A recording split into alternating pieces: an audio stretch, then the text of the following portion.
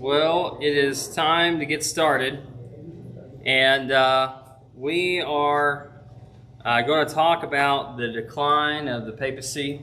I think it's some really interesting stuff. Some of this stuff is a little bit of review, but kind of necessary to give you a greater context about this is, we talked about the beginnings of the Reformation, this past class.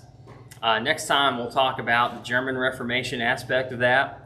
But for right now, we want to talk about just keeping things in the context why some of these things were going on. You've got we talked about some of the problems that people had with Catholicism, but there ended up being some actual major events happen, and that usually corresponding with popes as to why people wanted to get away from that. So we are going to discuss that tonight. Let's start looking at some of the popes that had a big problems and caused some problems here. The first one is Boniface, the eighth. We mentioned that he was the last of the strong popes, and remember it was said that he came in like a fox, ruled like a lion, and died like a dog. That was him. He came in like a fox refers to him. Remember, he's the one who took that reed and where the Pope was sleeping, and he whispered through that reed, basically trying to get him to dethrone himself and wiggle his way into the papacy. And so he did that every night, whispering into the Pope's ear. Then he ruled like a lion. That's just describing the way that he did things. He was very forceful and authoritative. And then he died like a dog. Refers to the unmanly way in which he died. Just cowering and everything. But 1/3 of the land in Western Europe was in possession by the church. The government could not get enough tax money. The church then, the church property began to be taxed, and so this caused a little bit of a problem. And Boniface had excommunicated any who demanded taxes from the church. So here's the continuing of the power struggle between, the government and the church. Now, if you and again, I say that lightly. The Catholic Church is what I'm talking about. I'm not saying the Lord's Church, because this is a far cry from what the Bible has set out.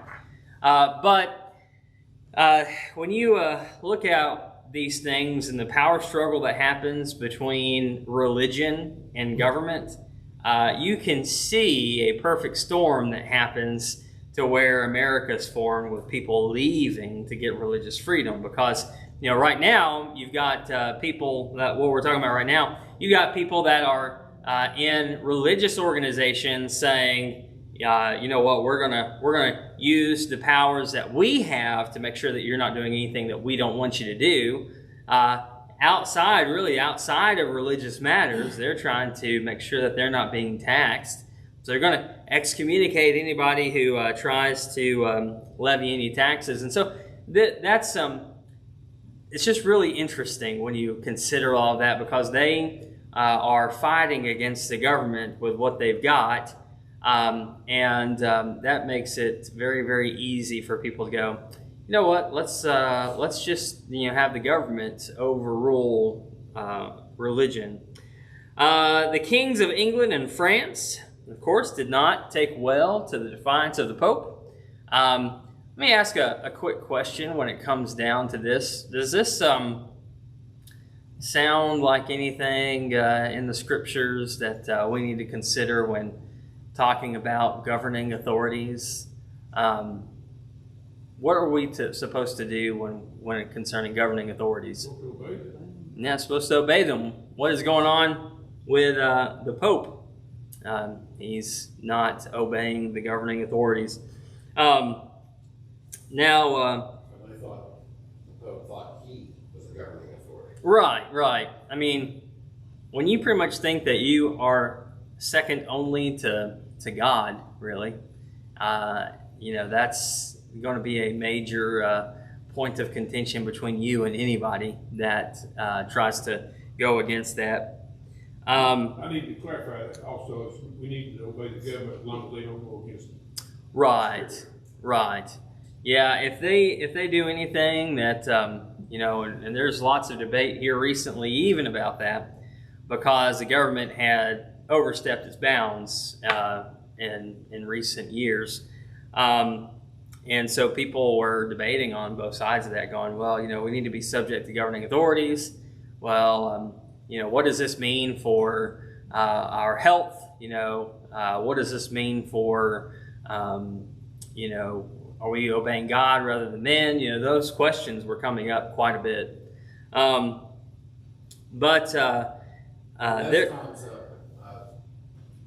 were our governing authorities when it came to matters of the church, period. Yeah, you've got to be careful with that, though, because the elders rule in respect to the authority of the Bible. Right. Yeah, so the elders can't even say anything like, I'll just throw out a ridiculous one. If the elders said, everybody needs to buy New Balance shoes, we respect New Balance more than any other shoe, everybody needs to buy New Balance shoes,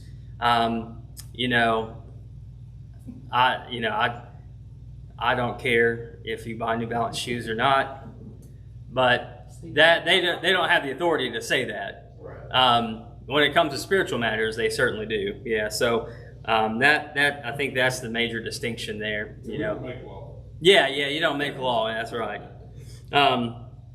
So there was a document named it's the Bull Unum Sanctum. And it was produced to fight these kings. And the document said that the kings would be judged by the Pope. So, that's another one of those, trying to outdo each other. The Pope could only be judged by God and not men. And this was done in opposition to Philip of France. Philip of France convened the legislative body of France, and due to a new French nationalism, the French knights stood with him against the Pope, and the Pope was then captured. Italy became under the rule of Philip. Boniface VIII was beaten and humiliated and died in 1303. So that's all that happened there. The papacy was then under the King of France from 1309 to 1377. The papal court during this time was moved to, I don't even know how to say French words, okay guys? It is Avignon, France. I don't know how you say that. It probably sounds really sweet when it comes out of the mouth, but I don't know how to say anything in French except for oui. So,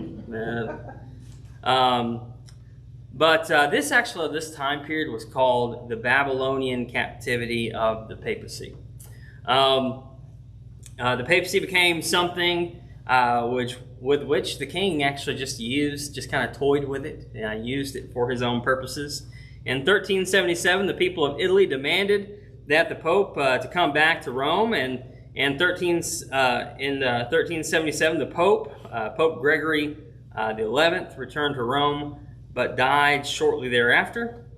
And the cardinals elected Urban the Sixth because the people of Rome wanted it, and Urban immediately showed a lack of respect for the cardinals, and feeling that his election had been made under pressure, the cardinals reversed their decision and elected Clement VIII as Pope. So there's going to be some things that are happening, and I'll try to explain this as best I can. And you know what? I'll just give you the end result of this, and you can just kind of keep this in mind as we're going through this. Here in just a moment, we referenced this before, but we're seeing this right now, where there are three people that believe that they're Pope all at the same time, and so that's what's going on right now. So both Urban and then there was Clement. They both acted as Pope. Clement moved back to France, and this development divided the church and it is often called the Great Schism. So that's something you probably even heard about. Those that followed the Roman Pope, this was northern Italy, most of Germany, Scandinavia, and England. Those that followed the Pope in France, of course, was France, Spain, Scotland, and southern Italy. And so, when you start looking at things concerning the Pope at this time, it is just super confusing unless you have that in your head, that there are three men that think that's what they are, and that's certainly something that's about to be dealt with as far as what we're going to look at. During 1409, Popes Benedict VIII and Gregory XII were reigning. Both of these popes excommunicated each other. The Council of Pisa appointed Alexander V and deposed these popes. Both of these popes did not recognize their deposition. So still, people, trying to basically reign. So there's three popes at once. Alexander V died, and John the 23rd called for Sigismund to get a council to finally just put all this to rest. They're trying to get everything taken care of.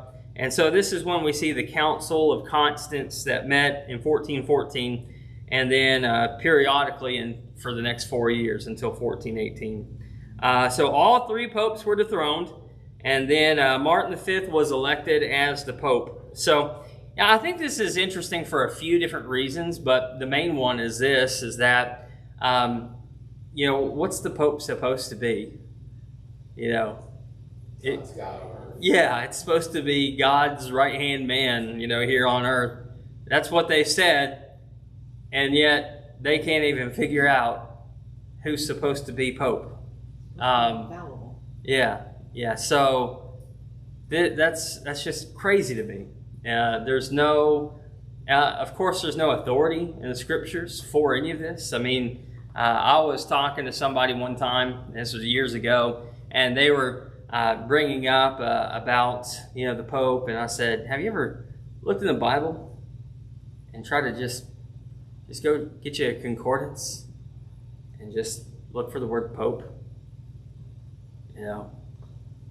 Cardinal, and look for any of those things. I mean, they're just not there.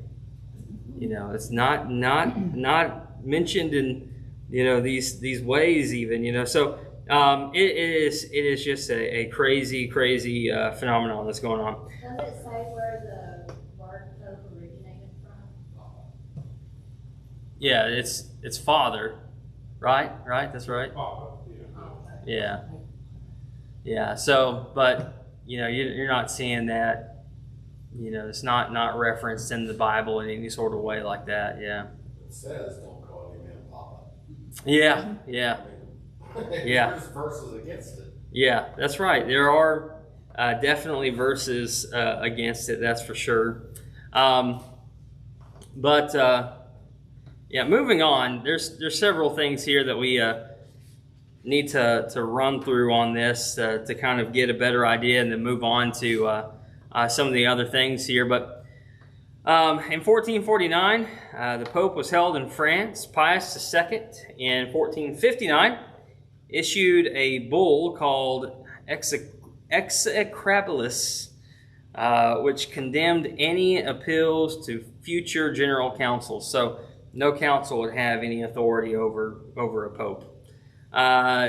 During the Renaissance, the church was on the back burner in the minds of the Pope, and there's you think about it, in any college even, let's say you've got a really conservative college, what happens to these conservative colleges when they start adding more emphasis on art?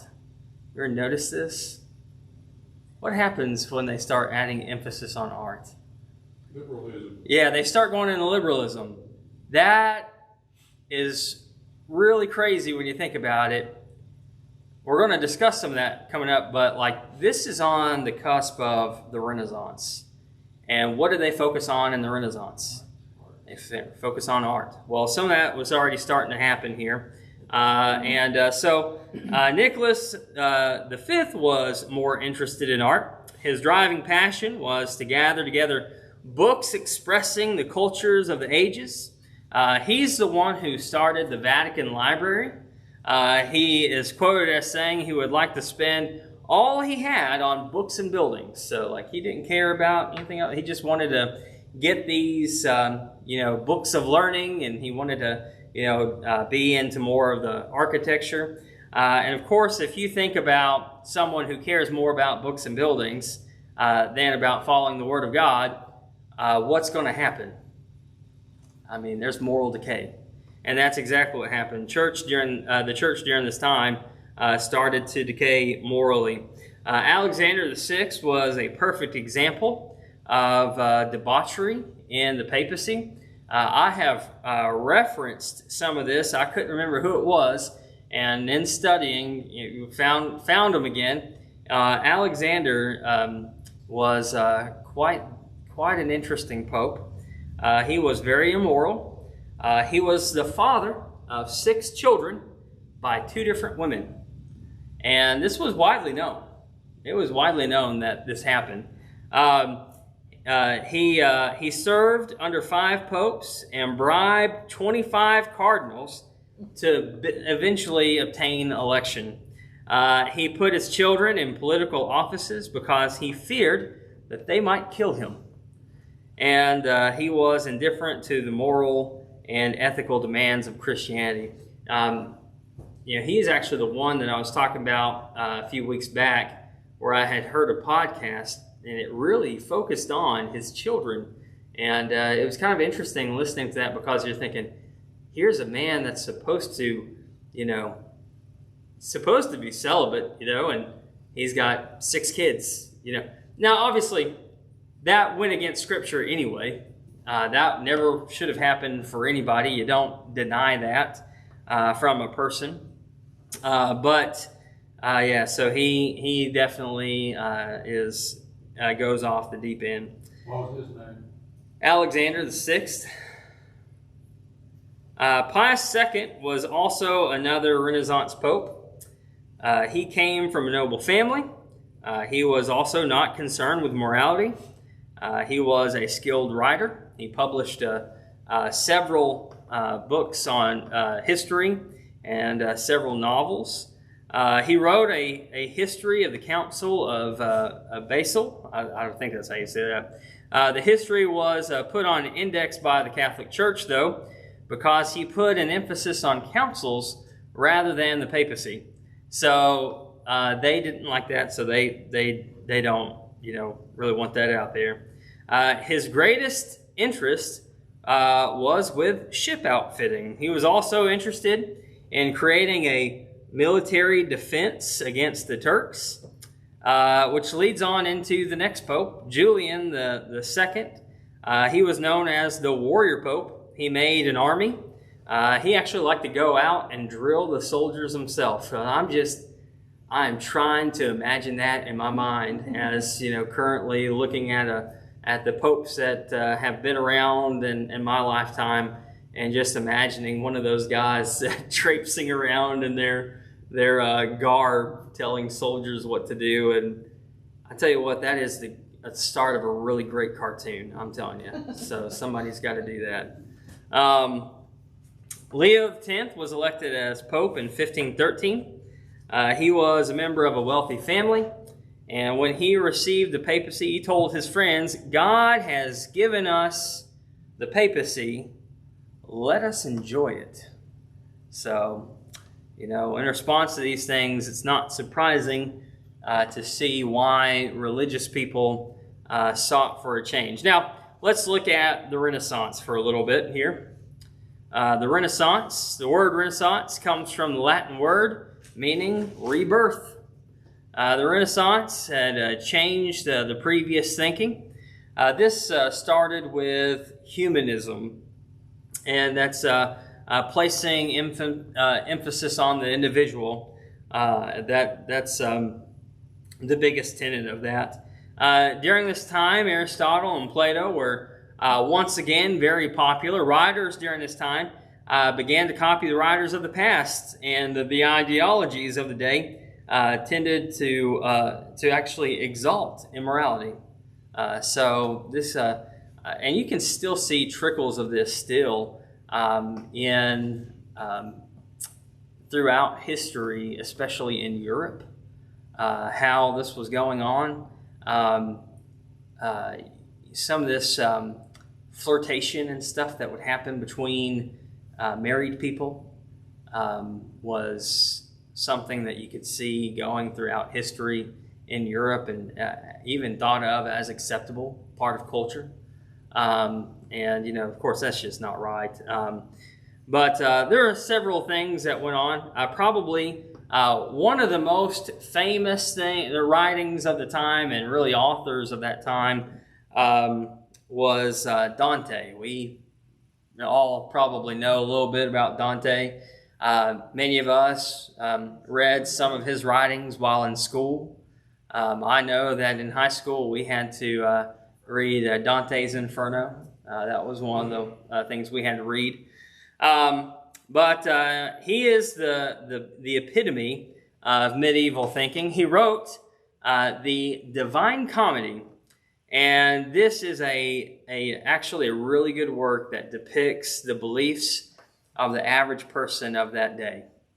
So if you ever want to try to figure out what people were like at that point, read the Divine Comedy and you'll get an idea. In the Divine Comedy, he sets forth in a great religious epic an allegory of Christian thought. His writings are full of medieval thought, and he talks about hell, purgatory, and heaven as having many different parts to them. And so there's that the idea of the levels of heaven and hell, for greater punishment and greater reward. Of course, that has gone on really, and I don't know that we can exactly cite Dante for this, but doctrines have been built off of that thought process anyway, where people think of greater punishment and greater reward and all these different things. He had other interests besides the Divine Comedy. He wrote his autobiography entitled The New Life. And he wrote concerning the mother tongue. Dante pleaded for the use of vernacular language in literary works. So he was trying to focus on the way that people acted and talked, and he wanted that portrayed in literature. In this last section, we're going to talk about a few different people, but we're going to start off with Petrarch. He's a good example of this humanist thought. In 1323, he gave up law to study the classics, and in 1330, he spent his time writing sonnets and traveled looking for manuscripts. In 1350, Petrarch met, I'm trying to remember how to pronounce this. I think it's a weird way. It's like Buckachew. It's not Pikachu, but it's close. But it is a really weird way to pronounce it. But lived from 1313 to 1375. He encouraged Petrarch to study classic literature. He was also a great humanist, wrote many biographies on the Greeks, wrote romantic novels, and he is often called the father of Italian prose. He wrote many short stories, of which he was called the master, and he had, he really set the pattern for short stories. Matter of fact, you probably know one of his one of the writings that was very big at this time, and that is Machiavelli's The Prince. And you've probably heard about it, but you may not know what it says, because it is really, political science. You probably know what this says. I had to read it. But this was a manual for a successful prince. Matter of fact, I think if you were to try to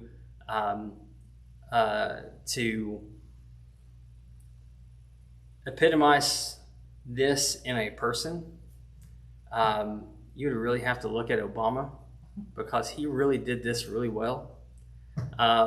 And you'll probably, no matter what you think about the man, you got to know that he did this stuff. And I'll read some of the things here.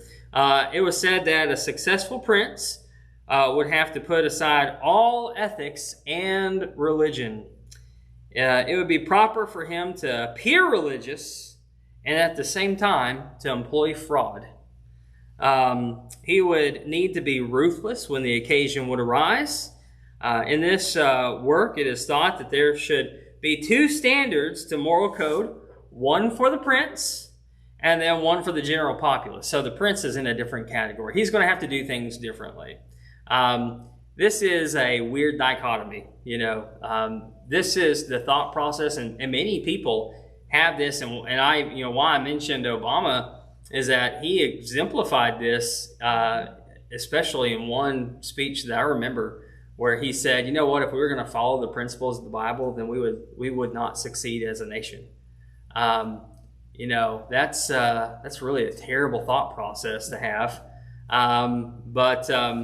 Anyway, just having and this is, true that people are following this throughout history. We see it, how if you have authority, then, since someone brought up the whole mask thing earlier, maybe I brought that up anyway, we talked about that just a minute.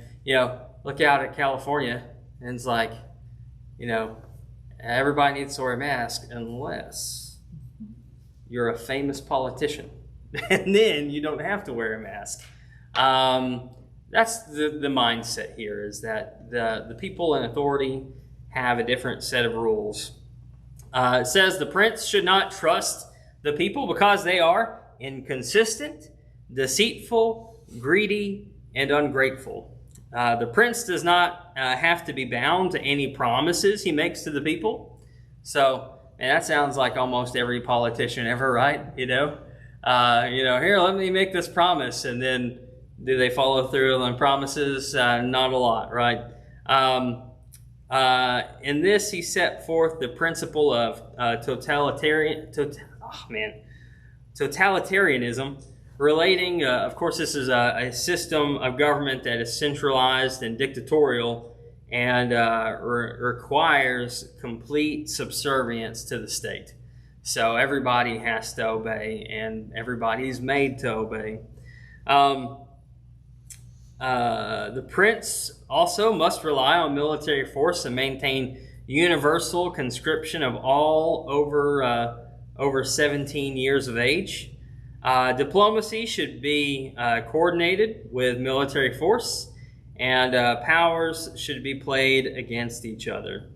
Now, there's another man called Victor Emmanuel. He unified Italy in 1870, and he slept with a copy of The Prince under his pillow. This was a big deal for him. Even Mussolini wrote his dissertation for his doctorate on the military ideas of Machiavelli. So big Machiavelli had a huge influence over time, and a lot of it really pertains to this one writing. Pico Marandillo, he studied over 20 languages, put emphasis on the dignity of man, and stated that there was nothing more wonderful than a man. A number of outstanding scholars were mentioned at this time, we could go on and talk about different guys, but basically during this time we see a decline in the influence of the Pope. We see, of course, the Great Schism going on. There's a rise of nationalism, and then there was rebirth of learning, which that could have been a good thing in and of itself, but when people don't hold that in check, it's kind of like what was said of Paul, much learning hath made thee mad. Sometimes people take things too far. Does anybody have any comments as we close out our thoughts tonight? Any questions? I don't know that I can answer them, but any questions or comments? No? Well, I think this goes to show you why things were as bad. We talked about some of those issues before with the moral issues going on. Now we see that the popes were involved in immorality. And next time we'll start in on the German Reformation aspect of this. And just to reiterate, when we've been talking about this, the Reformation is still lacks a lot of substance to it because it wants to reform what had already been going on. So in some ways they want to get back to the Bible, but they don't take that far enough. But the idea, of course, when you see the Restoration come along, the Restoration is just trying to restore what the Bible has already set out. Not trying to change anything, just trying to get back and be the church of the New Testament. And that's really all that we need to do. All right, well, I told Carol he probably would be here for the closing prayer. So I don't have to bring in the second string prayer guy. So, go ahead, brother. Father in heaven, we're thankful for another beautiful day. We thank you for all of your many blessings.